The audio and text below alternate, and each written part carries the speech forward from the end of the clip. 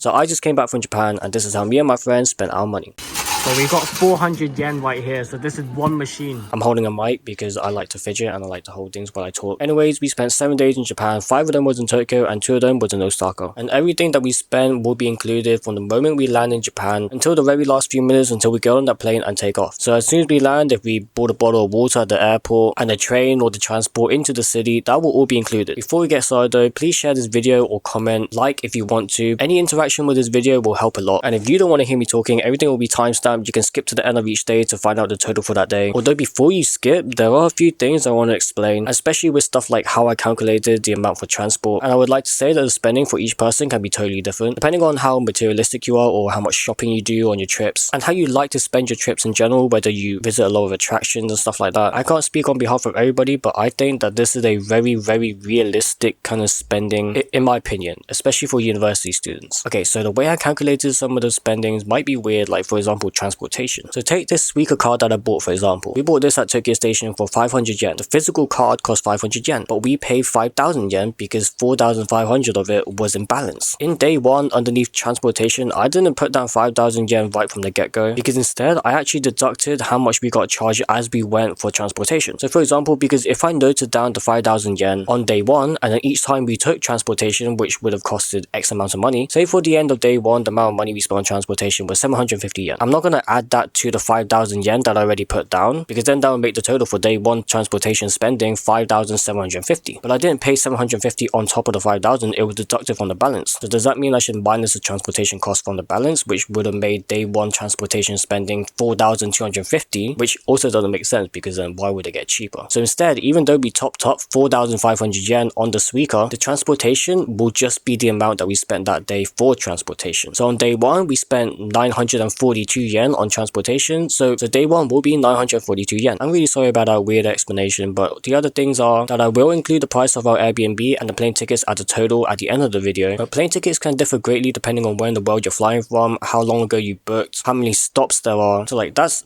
all on you, you know, that differs for everybody. For example, my friend flew from London to Narita Airport with one stop in Beijing, and I flew from Hong Kong, which was a lot cheaper. Those are just some of the things to note, and again, this is just our travel experience, but you can definitely use our numbers as an estimate for yourself. Okay, so let's get into it. So this is day one. I actually already spent 2 nights previously in Japan before my friend arrived, but I didn't include it because that was for like personal stuff. It was for something else other than our holiday. So because I was already in Japan, I was waiting for him at Tokyo Station for him to come from Narita Airport. Now, when he arrived, someone took him to a counter where he bought a limousine bus, which costed him 3,100 yen. He could have got a different bus that was 1,500 yen, so it was literally more than half price. Fortunately, he didn't know, so he got the limousine bus. That's why his bus was 3,100 yen and not 1,500. Anyways, when he was at the station, we bought a Suica card. That was the 500 yen Suica card plus the 4,500 balance. I'm not going to add that balance as I mentioned at the start of the video. We got lockers at Tokyo Station and we bought 2 bottles of water at the vending machine, and then we went outside to walk around for a bit. We ended up in a shop called Loft in Ginza, and we got 2 Goshincho books, which are shrine and temple stamp books. And after walking around a little bit more, we went to our Airbnb, which was all the way in Saitama. So it is a bit further away, but transportation wise, it doesn't cost too much. So here's the transportation cost plus family mart stuff. I bought a pair of socks and some snacks. And at the end of the night, once we got to our Airbnb, we went out for dinner. Now I would like to say that I made a mistake here. I said the total was 23,666, but it's actually 19,166. And if I add up any of the other days wrong as well, the total is the actual total, not what I say. This also means that the total that I say at the end for all the days combined is also wrong, because I got day 1 wrong, and who knows, maybe I get day 2, 3, 4, 5 and 6 wrong. But yeah, ignore what I say. If the number on the screen is correct, I have checked it like 5 times. Anyway, without further ado,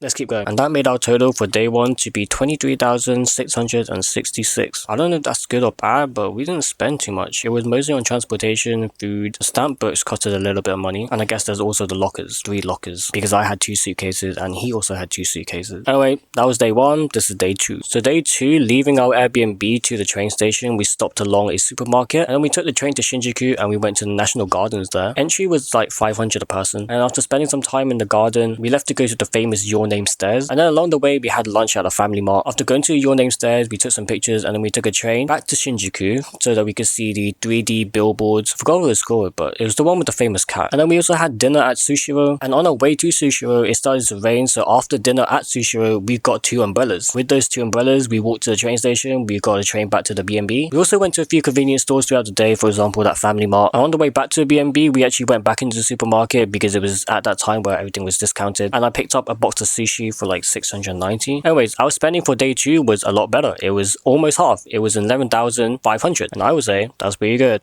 That's pretty good. So come day 3, we had Wendy's at a train station for breakfast. And then we made our way back to Your Name Stairs so that I could get the shrine stamp. Because when we went yesterday, it was right after closing. It was after 5 p.m. That's why we had to come back today. And we took a train from there to Shibuya. And my friend went into like a bookstore and he bought a architectural magazine. And after that, we had dinner at Shibuya with my cousin. It was at some omurice place. I paid for a meal, so in total, it was like priced for 3 people. And after that, all 3 of us went to an arcade, you know, to have some fun, try some claw machines or whatever. And then we went back to the Airbnb.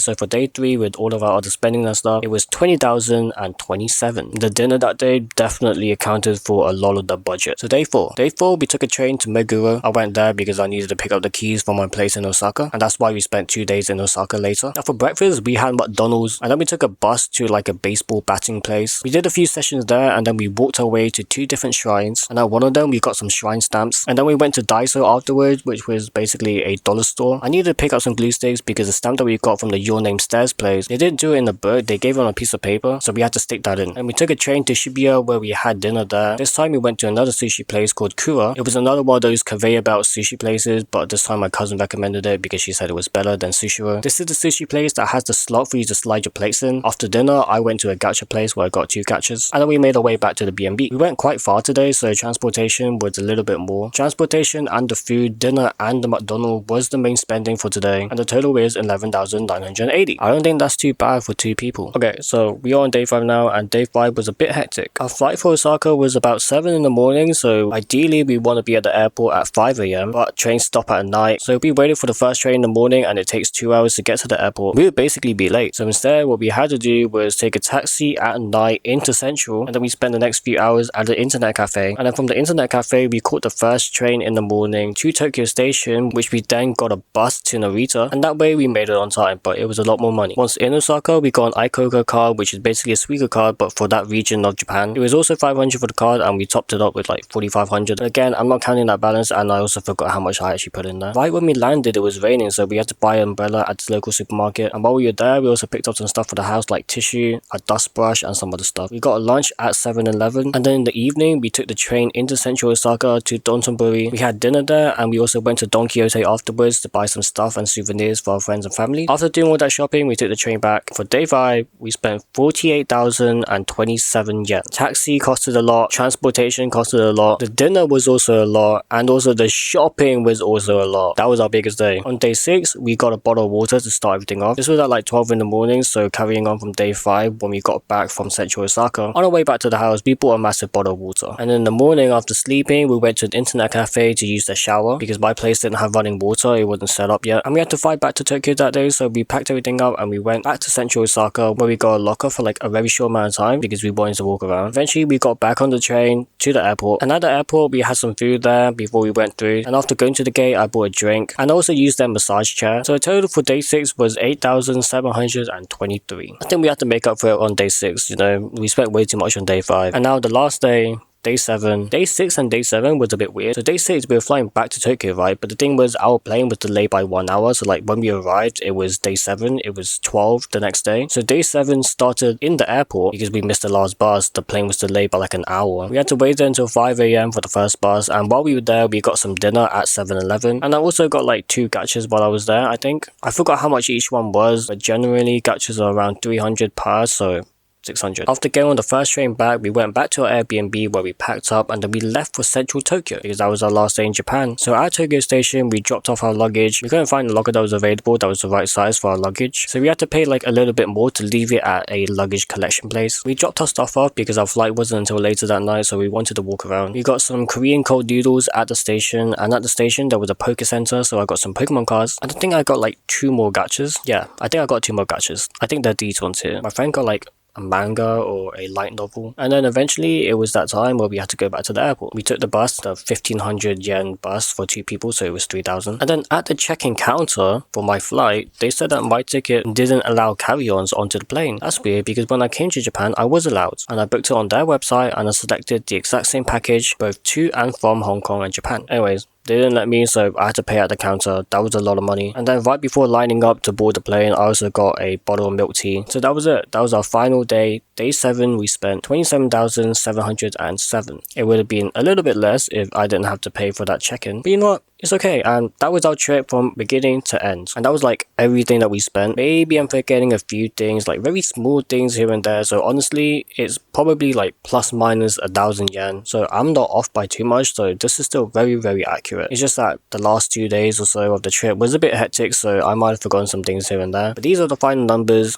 All 7 days, our flights, and the Airbnb for 7 days. Hopefully this video will give you an idea of how much your trip to Japan will cost. Maybe you're just thinking about going to Japan, or maybe you booked the tickets and you want to know how much you want to budget for each day. If you like to shop and stuff on your holidays, then it will definitely be a lot more for you, but you can still use this as a benchmark, as a baseline, because you know, we still spend money on food and transportation. This channel will be about my travels, Japan, wherever, Hong Kong, and also my DIY stuff for my IKEA house in Osaka. So if that's the kind of content you like, then make sure you subscribe, and hopefully I'll see you in the next video. Bye bye.